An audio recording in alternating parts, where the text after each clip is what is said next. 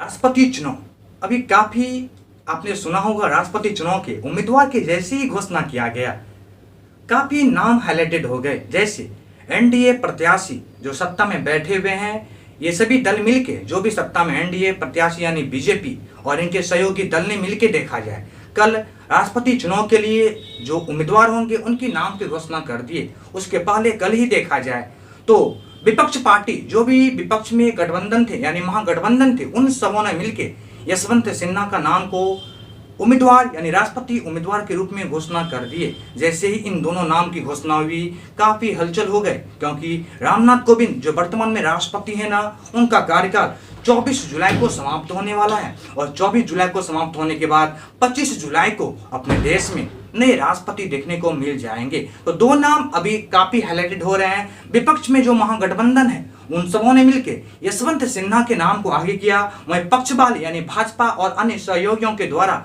द्रौपदी मुर्मू के नाम को आगे किया गया। जैसे ही द्रौपदी मुर्मू का नाम को आगे किया गया, आदिवासी महिला, काफी ये नाम प्रचलित हो गए। आखिर ये द्रौपदी मुर्मू है कौन, आखिर कहां से संघर्ष इन्होंने स्टार्ट किया और आज देश के सर्वोच्च पद को सुशोभित करने के लिए ये आगे आ रही है। आखिर द्रौपदी मुर्मू है कौन, आइए जानेंगे राष्ट्रपति चुनाव के बारे में। पहले मुख्य बातें, जैसे राष्ट्रपति चुनाव के लिए अधिसूचना जारी कर दिया गया 15 जून को। 15 जून को भी हाल ही में अधिसूचना जारी कर दी गई राष्ट्रपति चुनाव के लिए और 29 जून को देखा जाए नामांकन की आखिरी तारीखें हैं। 29 जून को नामांकन की आखिरी तारीखें हैं और 18 जुलाई को मतदान होंगे, यानी वोटिंग जो होगा वो 18 जुलाई को होगा और 21 जुलाई को मतगणना होंगे, यानी वोटिंग का जो काउंटिंग होता है ना, यानी 21 जुलाई को पता चल जाएगा। 21 जुलाई को पता चल जाएंगे कि भारत में राष्ट्रपति आखिर कौन बनने वाले हैं, या तो यशवंत सिन्हा या द्रौपदी मुर्मू, जो दो उम्मीदवार हैं विपक्ष और पक्ष वाले। 21 जुलाई को ही काउंटिंग होने के बाद इसका नाम की पता चल जाएगी। और जहां तक देखा जाए राष्ट्रपति रामनाथ कोविंद का कार्यकाल 24 जुलाई को समाप्त होने वाले हैं। 25 जुलाई को अपने देश में नए राष्ट्रपति शपथ ग्रहण ले लेंगे। तो दो तीन बातें मुख्य आते हैं। सबसे पहले द्रौपदी मुर्मू आखिर है कौन, यह आदिवासी महिला, एक निम्न कुल में जन्म लेने के बाद आज देश के सर्वोच्च पद को सुशोभित करने के लिए महिला आगे आ रही है। आखिर द्रौपदी मुर्मू है कौन, आइए जानेंगे इनकी पूरी परिवेश को, इनके राजनीतिक करियर को जानेंगे। आखिर इन्होंने अपने जीवन में कौन कौन सा संघर्ष किया और इस संघर्ष को पार करके आज राष्ट्रपति पद के लिए पूर्ण दावेदार बन गई। आखिर द्रौपदी मुर्मू है कौन। द्रौपदी मुर्मू देखा जाए भारत में अभी तक जो राष्ट्रपति बने हैं ना, पहली महिला राष्ट्रपति प्रतिभा देवी सिंह पाटिल बनी थी। महिला राष्ट्रपति के रूप में पहली महिला राष्ट्रपति प्रतिभा देवी सिंह पाटिल ही बनी थी। और यदि द्रौपदी मुर्मू बनती है तो यह दूसरी महिला राष्ट्रपति होगी और पहली महिला आदिवासी राष्ट्रपति हो जाएंगे द्रौपदी मुर्मू। और जहां तक उम्मीद लगता है द्रौपदी मुर्मू का राष्ट्रपति बनने की रास्ता पूरी तरह से तय हो चुकी है, क्योंकि पक्ष वाले जो अभी पक्ष में हैं वो जिनको चाहेंगे वो राष्ट्रपति बनने के काबिल हो जाएंगे। जहां तक लगता है 25 जुलाई को द्रौपदी मुर्मू शपथ ग्रहण ले लेगी। आइए जानेंगे इनके इतिहास के बारे में, कहां से इन्होंने अपनी जिंदगी को आरंभ किया था और आज राष्ट्रपति पद के लिए आगे आ रही है। इनका जन्म देखा जाए 20 जून 1958 को इनका जन्म हुआ था और इनका जन्म उड़ीसा के मयूरगंज नामक स्थान पर इनका जन्म हुआ था। एक आदिवासी परिवार में इनका जन्म 20 जून 1958 उड़ीसा के मयूरगंज में एक आदिवासी परिवार में इनका जन्म हुआ था। जन्म होने के बाद काफी संघर्ष में इनकी जिंदगी बीती थी। इन्होंने स्नातक की डिग्री उड़ीसा से ही इन्होंने प्राप्त किया और 1994 से 1997 तक ये उड़ीसा में ही किसी विद्यालय में एक शिक्षक के रूप में कार्य कर रही थी। स्नातक की डिग्री लेने के बाद 1994 से 1997 तक ये उड़ीसा में एक शिक्षक के रूप में कार्य कर रही थी। इसी शिक्षक के रूप में कार्य करने के दौरान इनका संपर्क राजनीतिक करियर से होता है और 1997 में पहली बार ये बीजेपी को ज्वाइन करती है। जैसे ये बीजेपी को ज्वाइन करती है उसके बाद कभी ये पीछे मुड़ के नहीं देखी। आइए जानेंगे 1997 में जब ये बीजेपी को ज्वाइन करती है उनके बाद इनके राजनीतिक में कहां से उथल पुथल आई और कैसे अपनी जिंदगी को इन्होंने आगे बढ़ाना प्रयास किया। सबसे पहले देखा जाए उस समय लगभग 2000 ईस्वी के आसपास उड़ीसा में बीजू जनता दल यानी बीजेपी और बीजू जनता दल और बीजेपी का गठबंधन की सरकार थी। यानी 2000 के आसपास में देखा जाए 2002-3 के आसपास में बीजू जनता दल और बीजेपी की गठबंधन की सरकार उड़ीसा में था। और इसी सरकार में देखा जाए पहली बार इन्हें 2000 ईस्वी से 2002 ईस्वी तक मंत्री पोस्ट दिया गया था, वो भी स्वतंत्र प्रभार के रूप में दिए गए थे। यानी देखा जाए 1997 में इन्होंने बीजेपी को ज्वाइन किया और बहुत जल्द ही देखा जाए 2000 ईस्वी में ये बीजू जनता दल और बीजेपी के जो सहयोग से गठबंधन की सरकार बनी थी ना, उसमें ये मंत्री बने गए और स्वतंत्र प्रभार इनको मंत्रालय मिल गया था। उसमें इनको जो मंत्रालय मिले थे वाणिज्य एवं पर्यटन मंत्रालय मिला था। 2 साल तक ये स्वतंत्र प्रभार के रूप में मंत्री में बने थे। उसके बाद देखा जाए इन्हें 2002 से 2004 तक इनके मंत्रालय को बदल दिया गया और ये राज्य मंत्री के रूप में पशुपालन एवं मत्स्य विभाग में ये कार्यरत हो गई। यानी देखा जाए 2000 ईस्वी से ही ये मंत्री पोस्ट पे विराजमान होने लगे थे और इनका राजनीतिक का जो जीवन का करियर था ना, ये ऊपर नीचे वहीं से स्टार्ट हो गया था। लेकिन एक समय आता है 2002 और 2009, इस दौरान इन्होंने देखा जाए 2002 से 2009 के आसपास में इन्हें भाजपा ने एसटी मोर्चा के कार्यकारी सदस्य बना दिया गया और उड़ीसा की ये बन गए। यानी 2002 से 2009 तक ये एसटी मोर्चा की कार्यकारिणी परिषद में सदस्य बन गई।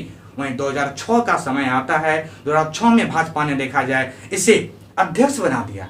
वो भी किसका? वो एसटी मोर्चा का। यहीं से इनकी जिंदगी की एक शुरुआत होती है और बहुत ऊंचे पद पे ये जाने लगे यहीं से। यानी 2006 के बाद देखा जाए 2006 से 2009 तक या भाजपा की ओर से एसटी मोर्चा की महिला अध्यक्ष बन के रही उड़ीसा में। 2006 से 2009 तक जिस समय ये एसटी मोर्चा की महिला अध्यक्ष बनी थी, उसी समय 2007 में एक काफी बड़ा पुरस्कार के इनको सम्मानित किया गया था। वो पुरस्कार थे सर्वश्रेष्ठ विधायक का पुरस्कार। यानी 2007 में द्रौपदी मुर्मू कहाँ पीछे हटके देखने वाली महिला थी, ये आगे बढ़ते चली गई अपनी जिंदगी में। 2007 का समय था, 2007 में द्रौपदी मुर्मू को सर्वश्रेष्ठ विधायक का पुरस्कार यानी नीलकंठ पुरस्कार से सम्मानित किया गया था। नीलकंठ पुरस्कार मिलने के बाद द्रौपदी मुर्मू काफी हाईलाइटेड हो चुके थे उस समय तक और इसके जीवन में काफी उतार चढ़ाव देखने को मिला था। अपने जीवन के काल में ही ये अपने पति को खो चुके थे। इनके 2 पुत्र और 1 पुत्रियां थी। अपने जीवन काल में ही अपने पति को खो दिया। अपने जीवन काल में इन्होंने 2 पुत्र को भी खो दिए। अभी वर्तमान में देखा जाए द्रौपदी मुर्मू के पास 9 ही पति हैं, 9 इनके 2 पुत्र हैं। तीनों को इन्होंने खो चुका है। अभी वर्तमान में मात्र 1 पुत्री है द्रौपदी मुर्मू के पास। 2007 में जब इन्हें सर्वश्रेष्ठ विधायक का पुरस्कार दिया गया, नीलकंठ पुरस्कार ना, उसके बाद ये काफी हाईलाइटेड होते चले गए थे। एक समय आता है उसके बाद 2013 से 2015 तक ये बीजेपी में काफी आगे बढ़ते चली जा रही थी और 2013 से 2015 तक बीजेपी ने इन्हें एसटी मोर्चा की राष्ट्रीय कार्यकारिणी का सदस्य बना दिया।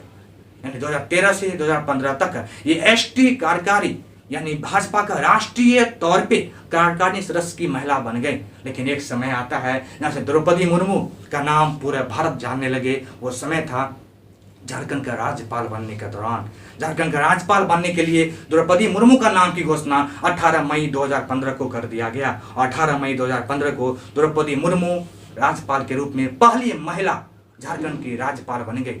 और पहली महिला झारखंड की राज्यपाल बनने के बाद द्रौपदी मुर्मू पहली महिला आदिवासी झारखंड की राज्यपाल बनने वाली भी पहली महिला बन गए। यानी 18 मई 2015 से 12 जुलाई 2021 तक यह झारखंड के राज्यपाल के पद को सुशोभित किया और यहाँ से द्रौपदी मुर्मू नहीं रहे, ये आगे बढ़ते चले गए और भाजपा में देखा जाए यानी अपने पोस्ट को एक दलित महिला के रूप में देखा जाए और भाजपा में काफ़ी आगे बढ़ते चले गए। जब 12 जुलाई 2021 को यह झारखंड के राज्यपाल पद से इन्होंने इस्तीफा दिया, उसके बाद इनका कद और बढ़ता चला गया और आज देखिए यानी कल ही भाजपा की ओर से यानी पक्ष वाले की ओर से इन्हें एनडीए का उम्मीदवार घोषित कर दिया। यानी आपने क्या देखा, एक गरीब परिवार में जन्म लेने के बाद भी द्रौपदी मुर्मू कितनी संघर्ष में अपनी जिंदगी को जिया। अपने जीवन काल में इन्होंने पति को खो दिया, अपने जीवन काल में इन्होंने 2 पुत्र को खो दिए, फिर भी ये महिला हिम्मत कहाँ हारने वाली थी। और आज मुझे लगता है 25 जुलाई 2022 का वो समय आएगा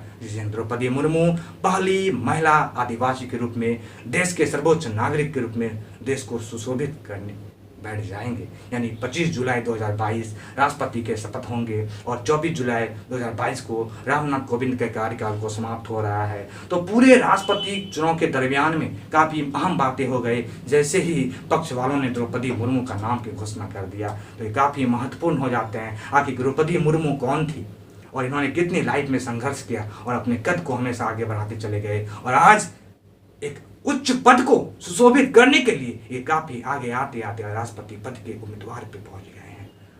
तो 2-3 पॉइंट बहुत महत्वपूर्ण हो जाते हैं। सबसे पहले अधिसूचना जारी कर दिया गया राष्ट्रपति का 15 जून को ही और 29 जून को इनके नामांकन की आखिरी तारीखें हैं 18 जुलाई को देखा जाए, इनका मतदान होने वाला है और 21 जुलाई को मतगणना यानी काउंटिंग हो जाएंगे और 25 जुलाई को अपने देश में नए राष्ट्रपति शपथ ले लेंगे। और मुझे उम्मीद है, मुझे ही नहीं पूरे भारतवर्ष को उम्मीद है कि द्रौपदी मुर्मू ही आगे भारत के राष्ट्रपति और पहली महिला आदिवासी राष्ट्रपति होकर देश को सुशोभित करेंगे।